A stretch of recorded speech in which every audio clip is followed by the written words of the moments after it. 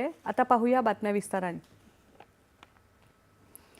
राज्यातल्या 29 महानगरपालिकांच्या महापौर पदासाठी आरक्षण सोडत आज जाहीर झाली।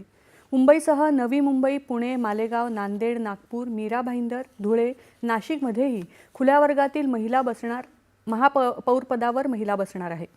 तर छत्रपती संभाजीनगर, परभणी, सांगली, मिरज, कुपवाड, अमरावती, वसई विरार, सोलापूर, पिंपरी चिंचवड आणि भिवंडी या महानगरपालिकांचं महापौरपद सर्वसाधारण खुल्या प्रवर्गासाठी असणार आहे।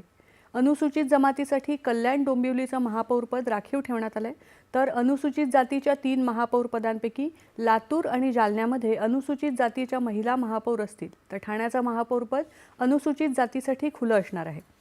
ओबीसी अकोला, अहिल्यानगर, जळगाव आणि चंद्रपूर इतर मागासवर्गीय महिलांसाठी असणार आहे, तर उल्हासनगर, पनवेल, इचलकरंजी आणि कोल्हापूर महानगरपालिकेचं महापौरपद ओबीसी प्रवर्गासाठी असणार आहे। मुंबई विमानतळाजवळ अद्ययावत